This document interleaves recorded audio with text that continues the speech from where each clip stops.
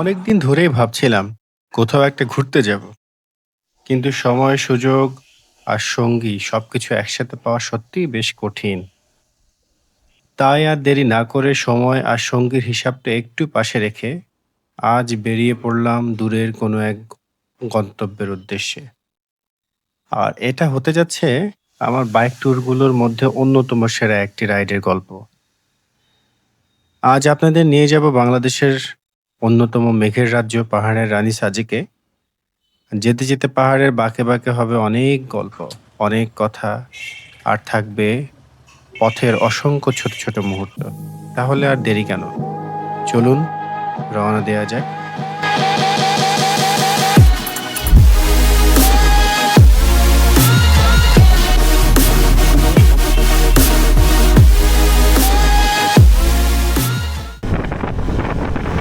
WhatsApp internet, সময় এখন 12টা 3, আর আমরা আছি মেঘনা ব্রিজের উপরে। আর আজকে তুলনামূলক রাস্তায় জ্যাম নেই বললেই চলে, সো কোথাও দাঁড়ানোর প্রয়োজন পড়েনি। আমরা একেবারে সরাসরি চলে যাব হাইওয়ে এনে, সো কথা হবে সেখানে গিয়ে। আপনি বাইরেতে দেন না আমার, আপনি তো ঠেলতেছেন। বাইরেতে দেন, বাইরে হলে তো আমি চলে যাই, খালি ধাক্কাইতেছেন। লিটারেলি একটা হাইওয়ে উল্টা রাস্তা, উল্টা গাড়ি এসে ব্লক করে দিচ্ছে। মানে এটা আমি জানি না, হাইওয়ে পুলিশ দায়িত্বরত। এখন রাত বাজে এখন 1টা 6। সো এটা ওই যে ওই পাশে ডান লেনে জ্যাম, তাই বাম লেন দিয়ে গাড়ি যেভাবে পাশে চলে আসছে, এবং এটা হিউজ একটা জ্যামের সৃষ্টি করছে। এই যে দেখেন গাড়ি সব উল্টা রাস্তায় চলে আসছে। আসলে এদের বিবেক কবে হবে আল্লাহই জানে।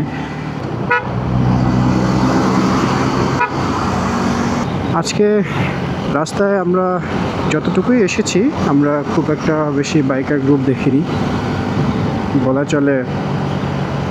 আমরা 2 জন আর 10-12 জনের মতো দেখেছিলাম যারা যাচ্ছে।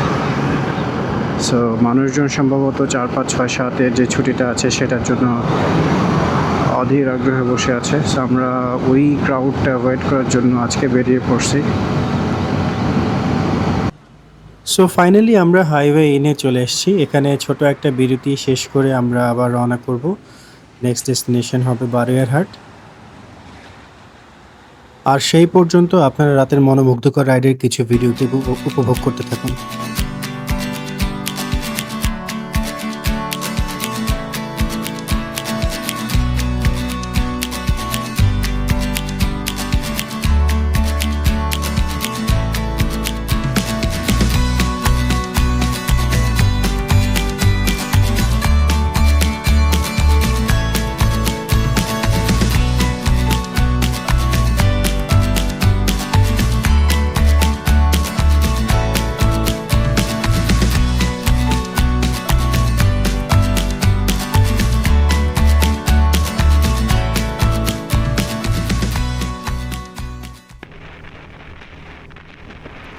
সময় এখন ভোর 4টা।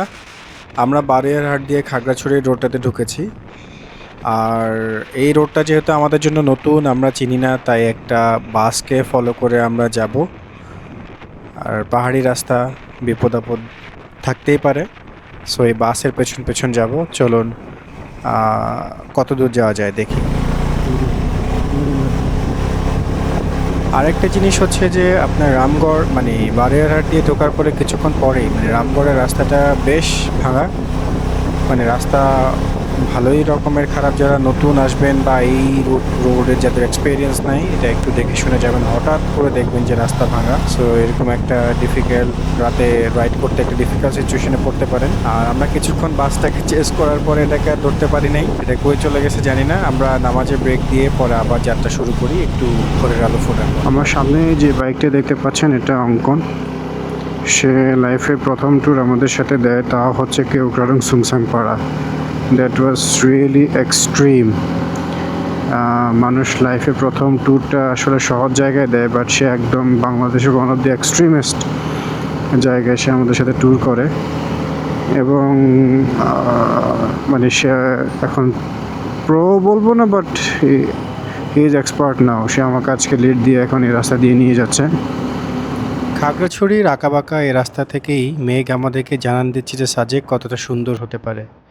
দেখুন কতটা সুন্দর ভিউ, দুপাশ থেকে মেঘ এসে জমে আছে, রাস্তায় নেমে এসছে। সো এটা দেখতে দেখতে আমরা রাইড করছি। অসাধারণ একটা ভিউ, সুবহান আল্লাহ। কিছুক্ষণ এই বিশাল আকৃতির গাছের নিচে বিশ্রাম করি আমরা, অনেকক্ষণ রাইড করতে করতে বেশ ক্লান্ত। সো দেখতে পাচ্ছেন কত বিশাল আকৃতির একটি তুলা গাছ। সো বিশ্রাম শেষে আমরা আবার এখান থেকে এখন রওনা করব সাজেকের উদ্দেশ্যে। অনেক আর্লি চলে এসেছি আমরা। হ্যাঁ, আল্লাহ হাফেজ। এখন বাঘাইহাটি ক্যাম্পের দিকে, এটাই বাঘাইহাটি ক্যাম্প, আর সামনে 3 কিলোর মতো আছে, ওইখানে হচ্ছে যে ইয়েটা যেখান থেকে স্কোয়াডটা ছাড়বে। আমরা এখন ওখানে যাচ্ছি। সাজেকে যাওয়ার পথে আপনাকে 2টি চেকপোস্ট পার করতে হয়, একটি বিজিপি আর একটি হচ্ছে যে আর্মি, যেখান থেকে বেসিক্যালি স্কোয়াডটা ছাড়ে। সো আমরা বিজিবির এই চেকপোস্ট থেকে এখন ছেড়ে আর্মির স্কোয়াডের চেকপোস্টে যাচ্ছি। আর বিজিবির এখানে আপনাকে কিছুক্ষণ হলেও দাঁড় করাবে, হাত মুখে পানি দিয়ে ওনারা একটু নর্মাল হতে বলে। সো এখানে আপনি আখের ফ্রেশ জুস পাওয়া যায়, আপনি চাইলে সেটা ট্রাই করতে পারেন। এটাই তো এই যে ক্যাম্প। এখানে নাম এনরোল করার পরে আমরা এখন অপেক্ষা করছি স্কোয়াড ছাড়ার। আর দেখতে দেখতে বেলা যতই যাচ্ছে মানুষজনের ভিড় ততই বাড়ছে। একে একে বাইকারদের গ্রুপ এসে এখানে জড়ো হচ্ছে। দেখতে পাচ্ছেন অনেক বাইক অলরেডি চলে এসছে। দীর্ঘ অপেক্ষার পর 10:40 এখন স্কোয়াড ছাড়বে এবং we are quite excited to explore a new road.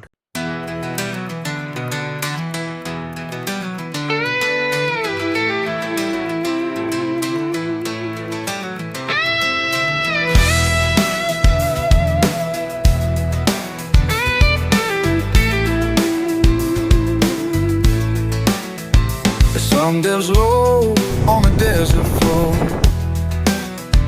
shadows stretch long where the silence rolls. A lone figure walks through the dust and stone, chasing echoes of a forgotten. পাহাড়ি আঁকাবাঁকা রাস্তার এক রোমাঞ্চকর ride শেষে আমরা পৌঁছে যাই আমাদের রিসোর্টে। আর এখানে আগে থেকেই আমরা মেঘবতী ইকো কটেজটা বুক করে রাখি। বুকিং সংক্রান্ত ছোট্ট একটা টিপস আপনাদেরকে দিয়ে রাখি, আপনারা যদি সাজেকে আসতে চান, ফেসবুক থেকে যদি কোনো কটেজ বুক করতে চান, তাহলে অবশ্যই মেক শিওর যে এটা কোনো একটা রিসোর্ট ওনারের নাম্বার। কারণ ফেসবুকে এই ধরনের পেজগুলোর অনেক ফেক পেজেস আছে যেখানে আপনারা প্রতারিত হতে পারেন। আর আপনাদের সুবিধার্থে আমি এই কটেজের ডিটেল এবং নাম্বার আমার ডিসক্রিপশন বক্সে দিয়ে রাখবো, আপনাদের যাদের প্রয়োজন হয় আপনারা দেখে নিতে পারেন। কটেজ চেক ইনের পরে আমরা বেরিয়ে পড়ি দুপুরের খাওয়ার সন্ধানে। অনেক খোঁজাখুঁজি পরে আমরা রুনমুইতে আসি। আর দুপুরের খাওয়ার আয়োজনে ছিল হাঁসের মাংস, বিফ, দেশি মুরগি ভর্তা এবং বাঁশকরল। সো আমার লাইফে এটাই হবে প্রথম বাঁশ খাওয়া, আয়োজন করে বাঁশ খাওয়া যাকে বলে। সো অনুভূতি বলতে গেলে it's a mixed feeling, not so good and not so bad. ক্লান্ত অবসন্ন শরীরে দুপুরের প্রশান্তিময় একটি ঘুম শেষে বিকেলবেলা বারান্দায় বসে বসে মেঘ দেখার অনুভূতিতে ছিল সত্যিই খুব অসাধারণ।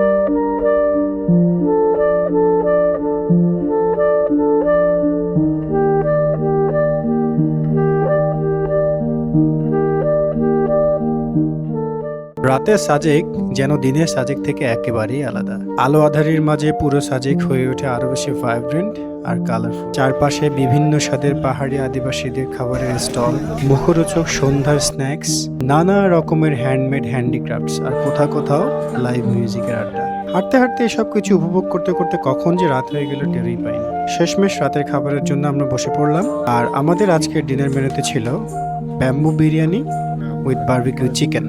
বাসে রান্না করা বিরিয়ানি একটা আলাদা স্মোকি ফ্লেভার ছিল, আর বিবিকিউ চিকেনটাও ছিল বেশ মজার। সব মিলিয়ে সারাদিনের রাইডের পরে ঠান্ডা পাহাড়ি রাতের একটা ডিনার দিনটার পারফেক্ট এন্ডিং বলা যেতেই পারে।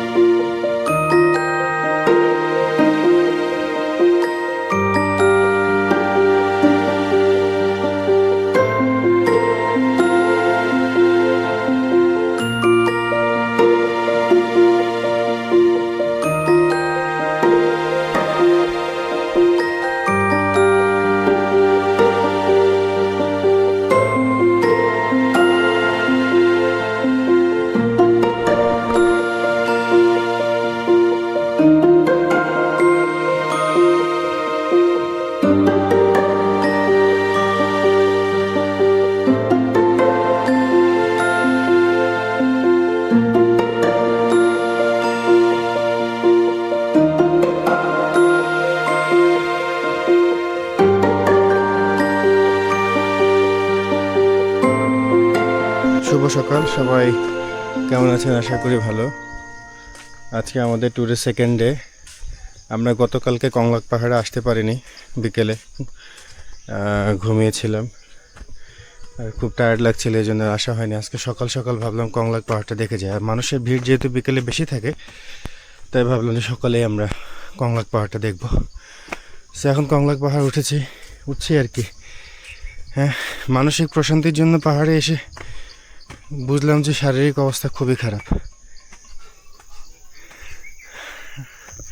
আমার সাথে আছে অঙ্কন।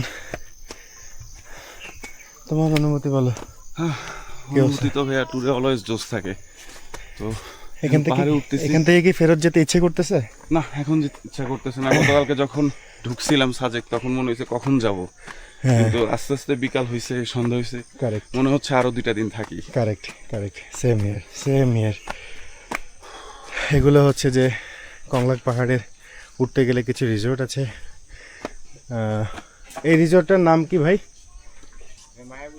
মায়াবতী। ও, এটা মায়াবতী। আর আমরা আছি বা ছিলাম হচ্ছে মেঘবতীতে। অনেক সুন্দর একটা রিসোর্ট। সো চলেন। পাহাড়ে কিন্তু হ্যাঁ, যেই কুকুরগুলো অনেক এক্সপেন্সিভ, আমরা শহরে দেখি যে অনেক টাকা দিয়ে কিনতে, পাহাড়ে এগুলো খুবই অ্যাভেলেবল। সকাল সকাল পাহাড় চূড়ায় বসে প্রকৃতির এমন অপূর্ব দৃশ্য দেখার সৌভাগ্য আসলে খুব কম মানুষেরই হয়। আলহামদুলিল্লাহ, আমরা খুবই সৌভাগ্যবান বলা যায়। কংলাকের উপর থেকে প্রকৃতির এমন অপূর্ব একটা দৃশ্য দেখার সুযোগ আমাদের হয়েছে। আর এই দৃশ্যের কথা যখন আপনাদেরকে বলছি, এই অনুভূতির কথা যখন আপনাদেরকে বলছি, তখন আমাদের বাড়ি ফিরে যাওয়ার সময় হয়ে গেছে। তাই আজকের মতো আমরা এখান থেকে বিদায় নিচ্ছি। দেখা হবে, কথা হবে পরবর্তীতে নতুন কোনো জায়গায়, নতুন কোনো গল্প নিয়ে। আর সেই পর্যন্ত সবাই ভালো থাকবেন, সুস্থ থাকবেন। আর নতুন নতুন ভিডিও পাওয়ার জন্য আমার চ্যানেলটি সাবস্ক্রাইব করে বেল আইকনটি প্রেস করে রাখবেন। খোদা হাফেজ।